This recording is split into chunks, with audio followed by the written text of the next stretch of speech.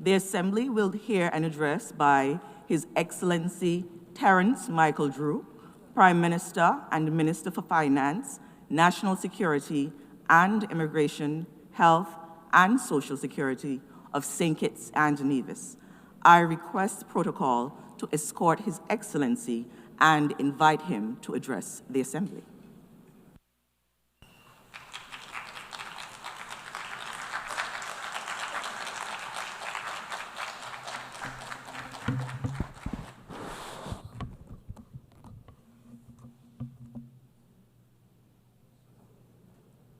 Madam President, Secretary General Antonio Guterres, Excellencies, distinguished delegates, friends of conscience and colleagues in the cause of civilization, and to my fellow Kittitians and Nevisians at home and across the seas, I bring you greetings from our twin island federation, and I bring you a plea that must no longer be deferred. Madam President, for 80 years, this Assembly has been a harbor for hope.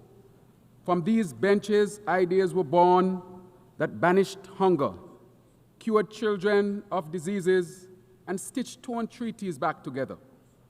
We have reason to honor what has been achieved: rights extended, ladders out of poverty raised, medicines and measures moved across borders.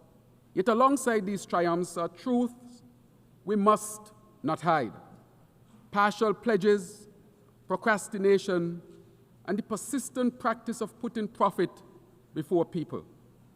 Where progress has been made, too often it has been piecemeal. Where promises have been given, too often they have been broken. We meet now at a moment of moral measure. The map of human destiny is not drawn merely by the large or the loud, but by the just and the judicious. Diplomacy that is polite but passive is not enough. Language must be matched by labor. Pledges must be partnered by payments, and rhetoric must be redeemed by results. St. Kitts and Nevis stands ready to work, to partner, and to perform. But we ask for the great actors in this global drama a simple thing, and that is to transform your capacity into compassion, change the calculus of comfort for the calculus of climate justice. Madam President, we are people who measure time not by years alone, but by storms. Imagine, for example, an elder fisherman, hands like weathered rope, watching the reef that used to cradle his nets die away until there is nothing left to catch but mere memories. Imagine classrooms without roofs and homes without running water. These are not metaphors for us. These are our fears at the turn of every hurricane season. The climate science is stern, and the signs are severe. Heat that hangs like a heavy blanket smothers harvests and hardens the soil. Seas that swell, swallow beaches where families once played cricket in the sand. Storms that arrive more often, that intensify in hours from Category 1 to Category 5, arrive with total fury and leave devastation in their wake. When a single hurricane can steal away years of a nation's GDP in a single night, the ledger of gross national income becomes a misleading measure of our well-being. This is the anatomy of an injustice. The emissions that warm the planet are poured by the many into an atmosphere owned by no one, and paid for most dearly by the few, by our large ocean states. What was forged by centuries of industrial development now returns as tempest and trial to those least responsible. That is not merely an accident of geography. It is a failure of stewardship, a moral failing that we must name, and a responsibility we must repair. We therefore welcome the ICJ's landmark ruling on the responsibility of states for climate change, and which makes clear that under international law, states have a binding duty to protect our planet from the escalating climate crisis. We must do better. We must cut emissions deeply and quickly, scale finance fairly and urgently, and equip vulnerable nations with the tools to survive and to thrive. I am also pleased to inform that on August 29th of this year, St. Kitts and Nevis ratified the BBNJ Treaty. This is a historic achievement for the ocean and for multilateralism. Madam President, St. Kitts and Nevis has chosen to script a different future for survival and growth, one that speaks to balance of care and of durability. We have launched, therefore, the Sustainable Island State Agenda, known as SISA, a deliberate blueprint that sets our course to 2040. SISA is not a slogan. It is a structured mechanism that places people at the center of progress and entwines sustainability with prosperity. It is guided by 7 fundamental pillars: energy transition, water security, food and nutrition security, sustainable industries, sustainable settlements, circular economy, and health and social protection. Each pillar reinforcing the others like ribs, holding up the body of a nation that intends to continue standing strong. Our path on the CISA is both practical and poetic. We are reimagining energy so that the power that lights our homes does not darken another nation's future. We are investing in water as a right, not as a luxury, by drilling wells, restoring reservoirs, and integrating desalination powered by the sun so that a child need not learn to ration. We are reworking food systems so farmers can feed nations, not just our markets. We are building homes that will shelter hope in the time of storm, hospitals that will heal in the time of shock, and schools that will kindle the skills to continue economic diversification. These are not abstract ambitions. They are concrete commitments. A 70,000 gallon per day solar desalination plant already commissioned, and a 2 million gallon desalination plant nearing completion.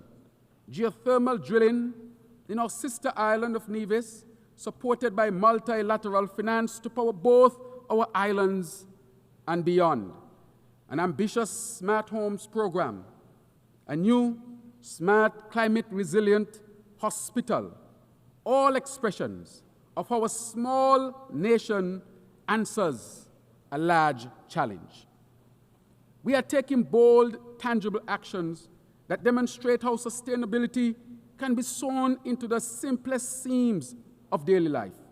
The CISA vision mobilizes resources, aligns ministries, elevates visibility, and, most importantly, invites society into shared responsibility. It is an audacious plan because audacity is required of small states when the storm approaches. Madam President, distinguished colleagues, just last week, this Assembly took a vital step toward when the United Nations adopted by consensus a progressive resolution that revitalizes the Commission on the Status of Women. St. Kitts and Nevis was honored to co-facilitate this resolution alongside our island, a natural partner for equity, sustainability, and resilience. St. Kitts and Nevis has made the empowerment, protection, and upliftment of women and girls a cornerstone of our national agenda. Today, our parliament boasts the highest number of female members in our nation's history, and it is led proudly by a woman Speaker of the House. This is not symbolic, it is structural. It is proof that when women lead, nations rise.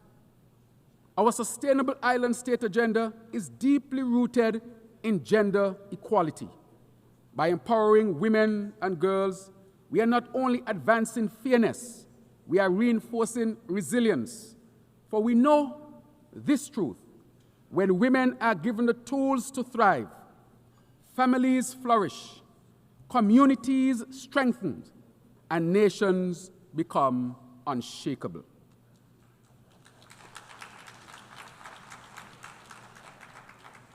Madam President, the adoption of the Multidimensional Vulnerability Index is a pivotal turning point. The MBI centers vulnerability, not just income, as the criterion for concessional financing. For countries like ours, which may register as high income on the basis of statistical averages, yet can be economically annihilated by a single climatic event. This change is life-saving. Where GDP is a static snapshot, the MVI is a living lens. It sees susceptibility, it weighs shocks, it measures exposure. The MVI can unlock concessional finance for resilience, transform loans into lifelines, and ensure that the reality of risk is not lost in translation. But let us now move from recognition to realization, from the adoption of the MVI to its full institutionalization across the World Bank, across the IMF, across regional development banks. Let us make vulnerability into the architecture, let us bake vulnerability into the architecture of global finance so that resilience is not the exception, but the expectation. Distinguished colleagues, talk of reform must not be timid. The architecture of international finance was largely built in a different century for a different world. That architecture must be remodeled so that it reflects the realities of today: climate risk, transnational inequality, and the asymmetric impacts that fall upon the smallest and the most exposed. St. Nevis affirms its staunch support for the Bridgetown Initiative, where our region's clarion call for financial and climate justice. The Bridgetown Initiative offers a practical, principled platform to alter debt dynamics, to reposition credit flows toward green investments, and to operationalize liquidity instruments that protect the vulnerable. We therefore ask this Assembly and our global partners to help convert initiative into instrument and to shift rhetoric into reflowing capital for resilience. The mission of the United Nations, therefore, peace, development, and human rights, is not advanced by preserving an architecture that perpetuates fragility. Reform is justice. Reform is prudence. Reform is protection and equity. Madam President, I want to acknowledge this deep significance of the recent Africa-CARICOM Summit, a historic convening that rekindles bonds severed by the brutality of the transatlantic slave trade and colonization. This diplomatic meet was a profound moment of remembrance, resistance, and reconnection. We gathered as descendants of a common ancestry, forging a shared agenda for reparatory justice, trade, transport, investment, sustainability, peace and security, climate action, and technical cooperation. Our partnership sounds loud, not only a call for financial redress, but for justice. Reparatory justice is not just about giving money, it is about correcting a moral wrong. For centuries, our ancestors were forced to work, beaten to work, dehumanized to work for free. Yet when emancipation came, it was not the enslaved who received reparations, but their enslavers. This moral inversion must be corrected.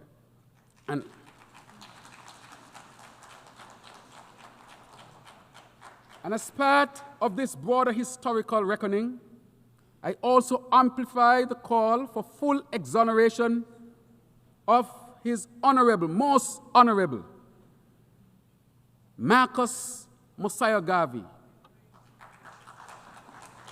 a global icon, Pan-Africanist, and prophet of liberation. And while we welcome the posthumous pardon granted to him, we continue to petition for his full exoneration. Let us correct this error in the record of justice. So today, we stand not in anger, but in resolve. And as Martin Luther King said, the arc of the moral universe is long, but it bends toward justice. With our African brothers and sisters, as a nation and as a region, we will continue to bend that arc toward justice, toward cohesion, and toward a future shaped not by the chains of history, but by the power of solidarity. Madam President, there is a phrase that I hold dear. Peace is not the absence of noise. Peace is the presence of safety. For those of us in the Caribbean, peace is a practical prerequisite for prosperity. Our zone of peace must be more than a slogan pasted on policy papers. It must be defended by concrete measures, better public health frameworks, stronger interdiction of illicit weapons, greater cooperation and maritime security, investment in community safety and youth empowerment programs, and international support for capacity building in policing and justice systems. We recognize the serious threats posed by drug trafficking and other transnational crimes. These scourges must be addressed through cooperation, dialogue, respect for sovereignty, and the full respect for the principles of international law. Therefore, we continue to call for measures that encourage peace, stability, and mutual respect. These are the only foundations on which lasting security and sustainable development can be built and maintained in our hemisphere. Historically, in our region, disputes have been resolved through dialogue.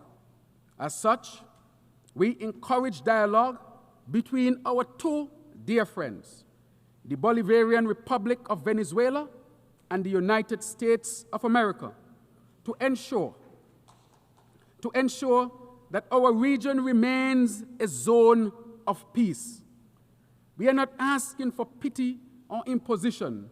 We are asking, therefore, for partnership, for tools to block the flow of guns and the flow of funds that fuel violence, for initiatives that create opportunities so that young men and women find purpose in productive work rather than perilous pursuits.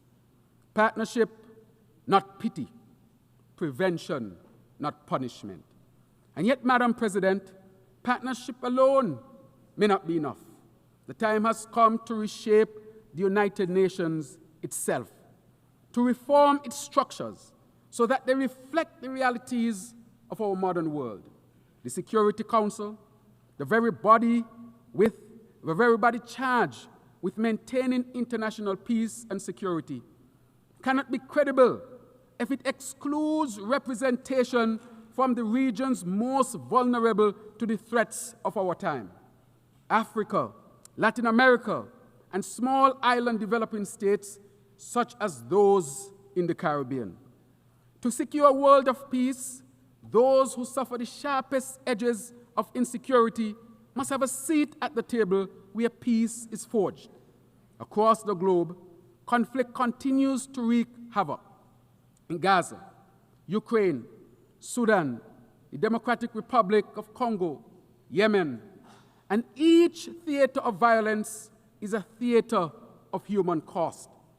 Children displaced, parents bereft, infrastructure destroyed.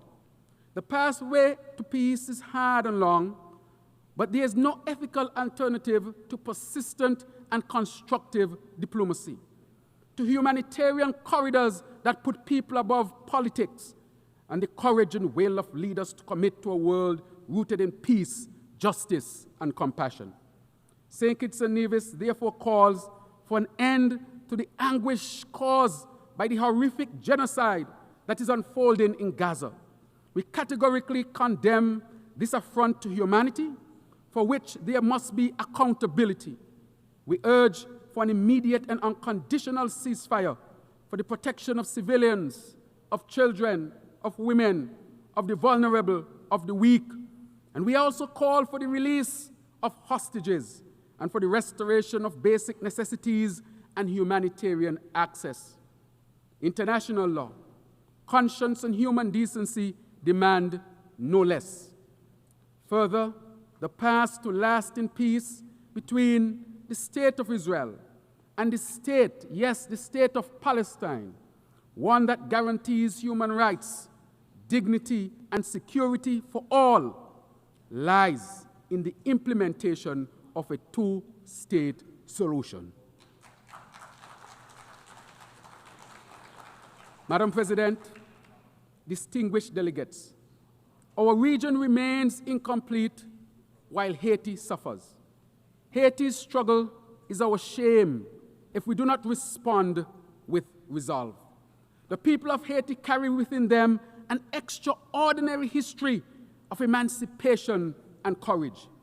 Yet that history has been marred by instability, natural disasters, and foreign interventions that have too often deepened dependency and deprivation rather than delivered dignity. St. Kitts and Nevis and the Caribbean community welcome the commitments of partner states, notably the Kenya-led multinational security support mission and the backing of the OAS and other regional actors to help restore security and to assist in rebuilding Haitian institutions. But security is only the first step. We must invest in Haiti's health, education, agriculture, infrastructure, and governance. We must help rebuild markets so that merchants trade rather than flee. We must help rebuild schools so that children learn rather than languish.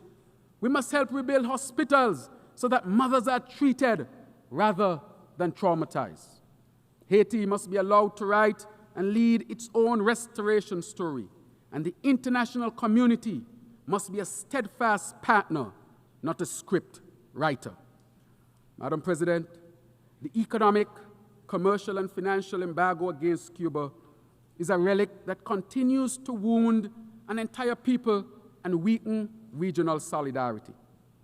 Year after year, this Assembly has reaffirmed that the embargo is gravely unjust.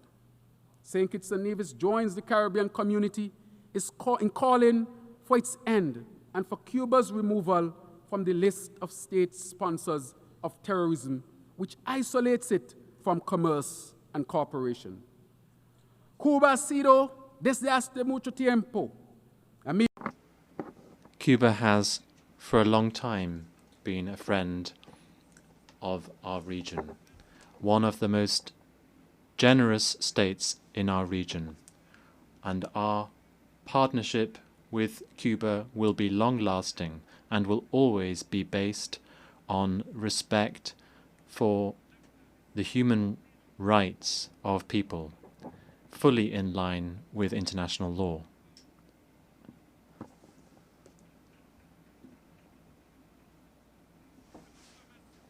A stronger Cuba, a more sustainable Cuba, will not just improve the well-being of their own citizens, but also the security and sustainability of the entire Caribbean. When islands share storms, we must share solutions. The theme of this 80th session, Better Together, asks us to imagine a world in which inclusion is operationalized, excluding Taiwan from agencies where it can and must contribute, such as the World Health Organization and the International Civil Aviation Organization undermines global capacity for collective problem solving. Taiwan's contributions in public health, technology, and disaster response are not partisan. They are practical. To keep a door closed and cooperation in these domains is to take a risk the world cannot afford. Excellencies, the Taiwan Strait is not merely a lane on a map.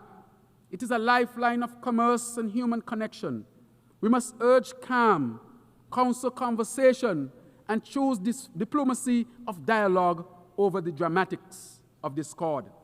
Travel, trade, and talks are how we protect the livelihoods of ordinary people, whether in Taipei or the twin islands of our federation.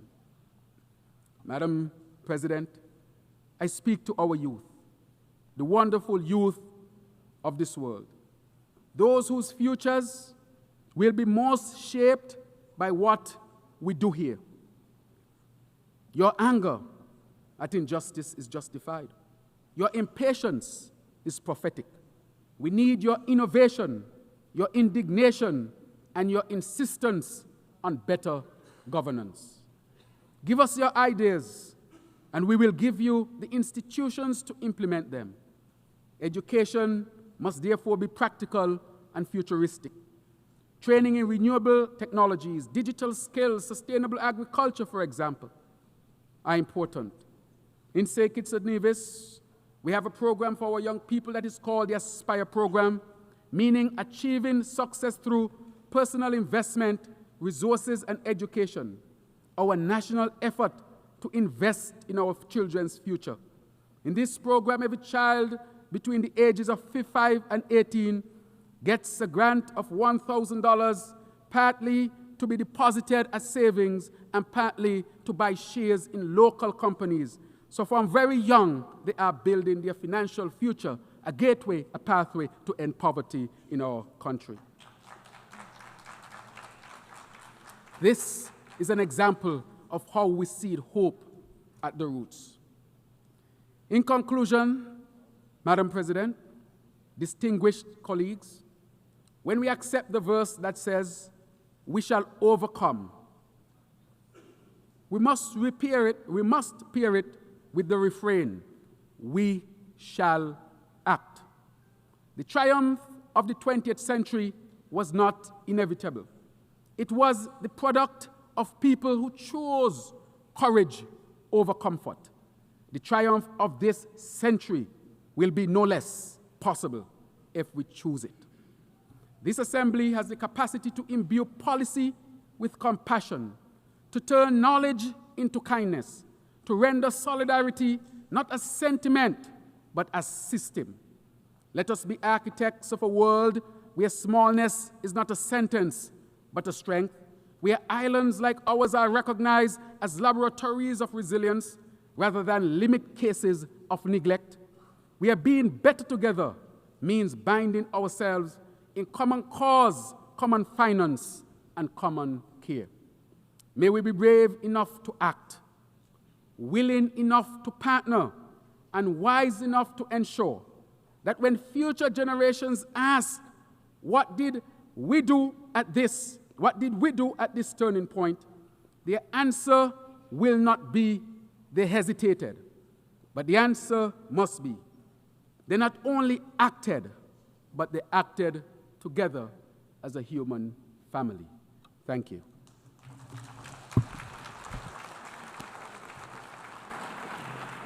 On behalf of the Assembly, I wish to thank the Prime Minister and Minister for Finance, National Security and Immigration, Health and Social Security of St. Kitts and Nevis.